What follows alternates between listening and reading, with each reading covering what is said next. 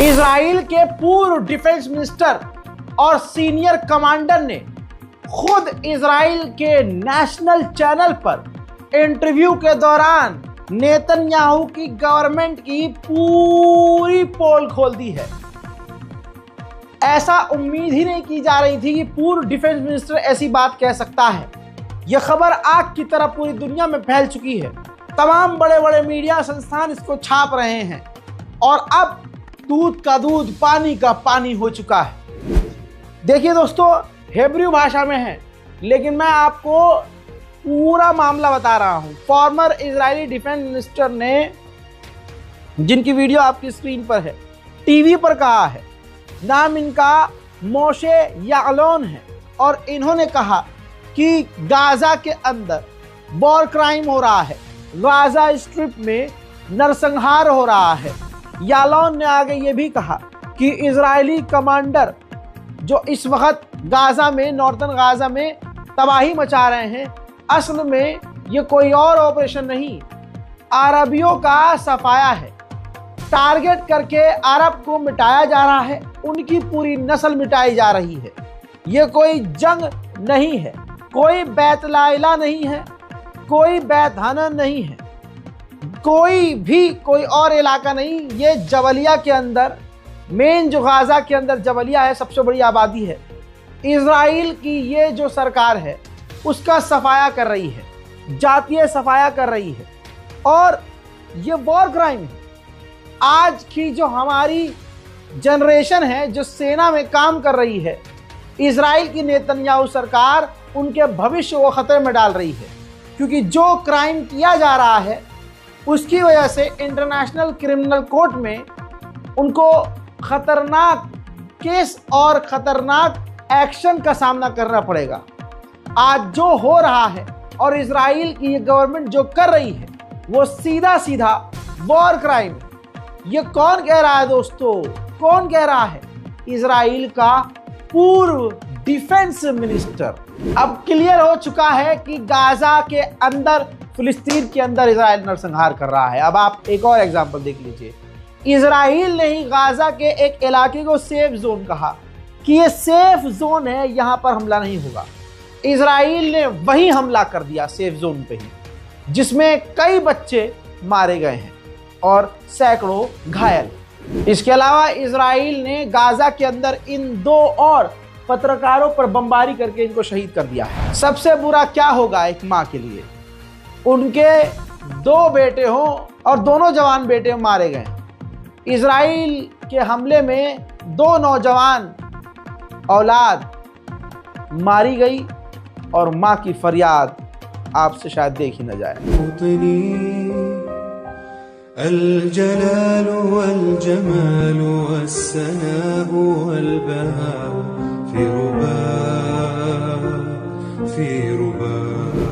जैसा मैंने कहा कि 24 घंटे में इजराइल ने गाजा के अंदर 100 से ज़्यादा लाशें गिराई हैं। चारों तरफ सिर्फ लाश और नमाज जनाजा है। अस्सलामु अलैकुम व रहमतुल्लाह। अस्सलामु अलैकुम व रहमतुल्लाह। उधर गाजा के अंदर से इजराइल के सैनिक फिलिस्तीनियों को किडनैप करके ले जा रहे हैं और इजराइल की जेल में सड़ा रहे हैं। और इजराइल की जेल के अंदर इतना टॉर्चर कर रहे हैं कि पिछले घंटों के अंदर, कुछ घंटों में खबर ये मिली है कि 2 फिलिस्तीनी इजराइल की जेल में प्रताड़ित कर के कत्ल कर दिए गए हैं। दुनिया का सबसे पुराना मीडिया संस्थानों में नाम बीबीसी का आता है और आज बीबीसी दुनिया का सबसे बड़ा दोगला बन चुका है। सबूत ये देखिए, जब रशिया यूक्रेन पर बमबारी करता है तो इसने लिखा है कि 5 रूस के हमलों में यूक्रेनी मारे गए, यानी 5 यूक्रेन के नागरिक रूसी हमलों में मारे गए। वहीं जब इजराइल ने गाजा पर बमबारी की तो इसने लिखा कि हवाई हमले में जो गाजा पर हवाई हमला हुआ, 16 लोग मारे गए हैं। ये डबल स्टैंडर्ड आप बीबीसी का देख लीजिए।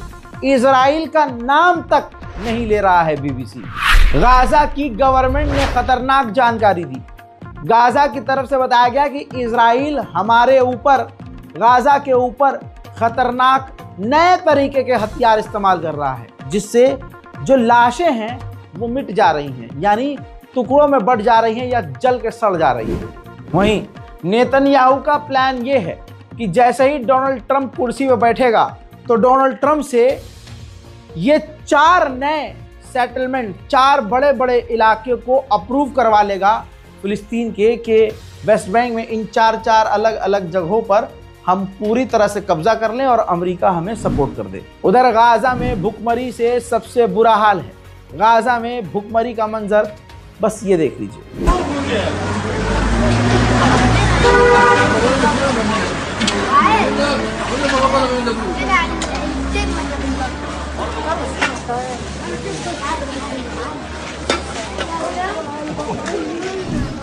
वहीं लंदन की पुलिस ने लोगों को वार्निंग दी है कि अगर आप हमास और हिजबुल्लाह को सपोर्ट करेंगे और सड़कों पर उतरेंगे तो आपको गिरफ्तार कर लिया जाएगा। वहीं गाजा के साथ साथ इजराइल फिलिस्तीन में भी हमले कर रहा है, वो भी हवाई हमले।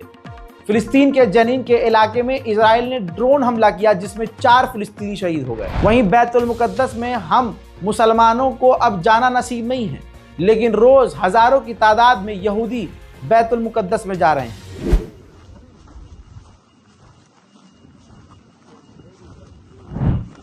रोज सैकड़ों की तादाद में फिलिस्तीनियों को गिरफ्तार भी किया जा रहा है। फिलिस्तीन के वेस्ट बैंक के इलाके से दर्जनों फिलिस्तीनियों को एक बार फिर से गिरफ्तार किया गया। वहीं इजराइल ने अपने यहूदी सेटलर्स को पूरी छूट दे दी है, जिसका पूरा फायदा उठाते हुए सेटलर्स इस वक्त फिलिस्तीन के मकानों और घरों पर हमला कर रहे हैं।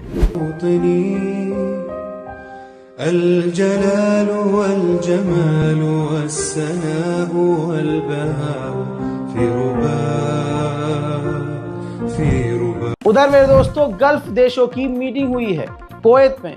GCC गल्फ कॉरपोरेशन काउंसिल, इनमें तमाम अरब देश हैं और इजराइल से कहा है कि गाजा के अंदर मदद जाने दे, लेकिन और जो अब तक नहीं सुन रहा है वो इनकी सुनेगा। हजरत मोहतरम वेनेजुएला के राष्ट्रपति ने वही बात बोली जिसका मैं आपको जिक्र करके रोज समझाने की कोशिश कर रहा था।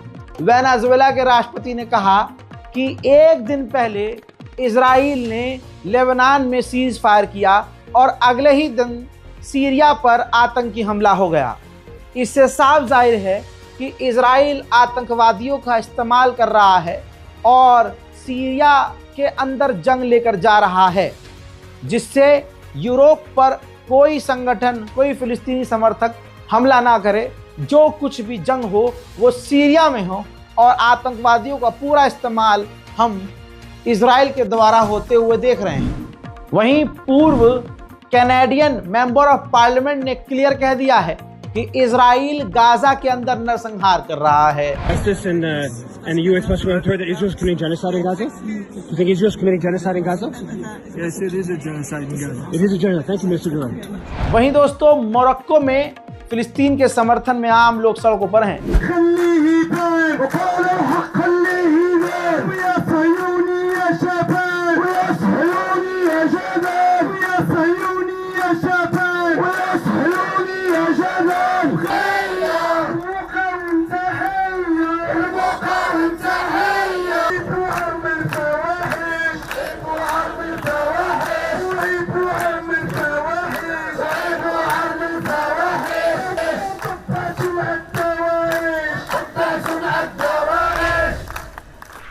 हजारों गिरफ्तारी और सैकड़ों लाठीचार्ज के बाद भी लंदन में फिलिस्तीन के लिए प्रदर्शन।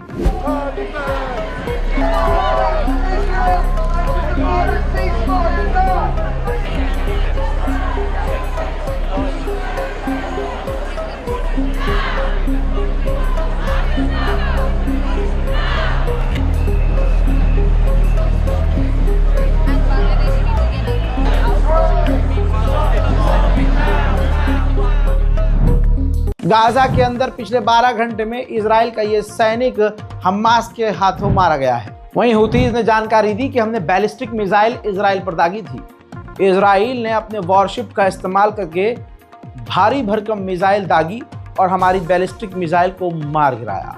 यानी इजराइल ने एक बार फिर से मोटा पैसा खर्च किया हुतीज की मिसाइल को रोकने के लिए।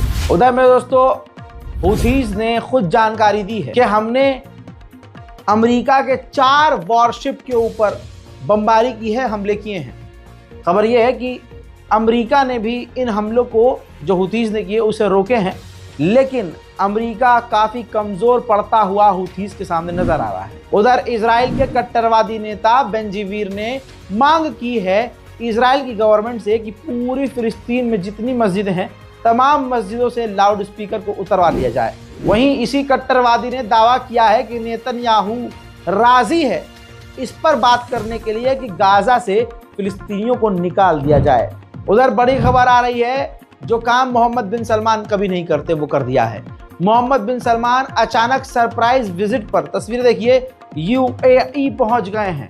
ये नहीं पता कि क्यों पहुंचे हैं, लेकिन खबर है कि मिडिल ईस्ट के हालात पर बात करने के लिए यूएई पहुंचे हैं मोहम्मद बिन सलमान। सऊदी अरब ने सबसे अच्छा काम ये किया है कि अब अमेरिका से और इजराइल से नॉर्मलाइजेशन के लिए इजराइल से बात करना बंद कर दिया है। किसी तरह की बड़ी डील नहीं करना चाह रहा है और ट्रंप के कुर्सी पर बैठने से पहले सऊदी अरब ईरान से अपने रिश्ते ठीक करने के लिए कोशिशों को तेज कर रहा है। बड़ी ब्रेकिंग न्यूज़ ये है, एयर ट्रैफिक देख लीजिए कंट्रोल, जिसमें खबर यह है, बड़ी खबर है कि ईरान से जो पैसेंजर विमान सीरिया आ रहे हैं उन्हें भी इजराइल धमकी देकर वापस मुड़ने को कह रहा है। उधर इजरायली अखबार दावा कर रहे हैं कि ईरान सीज फायर का फायदा उठाकर भारी तादाद में हिजबुल्लाह को एक बार फिर से हथियार पहुंचाने की कोशिश कर रहा है। वहीं जर्मनी के अखबार ने खुलासा किया है कि ईरान को रूसी Su-35 फाइटर जेट मिल चुके हैं। उधर फ्रांस ने सबसे बड़ा खुलासा किया है। फ्रांस ने कहा है कि ईरान बहुत आगे बढ़ चुका है, इतना ताकतवर हो चुका है कि वो 1 महीने में ही परमाणु बम बना सकता है। तुर्की सबसे बड़ा गद्दार है, याद रखिएगा। मुस्लिम देशों में ये एक महाताकतवर देश है, लेकिन हिजड़े से बढ़कर कुछ नहीं है ये कुर्दोगलू। रजब तैयब एर्दोगान सामने कुछ और है और पीछे कुछ और। मेरे दोस्तों, ट्रांस एफ जॉर्ड पनामा का एक जहाज तुर्की से तेल भरता है और इजराइल लेकर जा रहा है। ये चीज लगातार हो रही है, तुर्की के लोग विरोध कर रहे हैं। रजब तैयब एर्दोगान सामने से कह रहे हैं कि इजराइल का बाइकआउट करो और पीछे से इजराइल का ही गूंज चाटने में लगा हुआ है एर्दोगान। लेबनान में सीज फायर के बाद नॉर्थन इजराइल के अंदर इजराइल ने वापस स्कूल और कॉलेज खोल दिए हैं। वहीं अमेरिका ने कहा है कि हम सीज फायर गाजा में चाहते हैं और बात भी कर रहे हैं, लेकिन अभी दोनों ही, यानी हमास हो या इजराइल हो, दोनों ही किसी भी डील के करीब नहीं है। गाजा के ताज़ा तरीन इस लंबे चौड़े अपडेट में आपकी क्या राय है, कमेंट में जरूर लिखिएगा। रिपोर्ट को शेयर कीजिए, चैनल को सब्सक्राइब कीजिए। जय हिंद।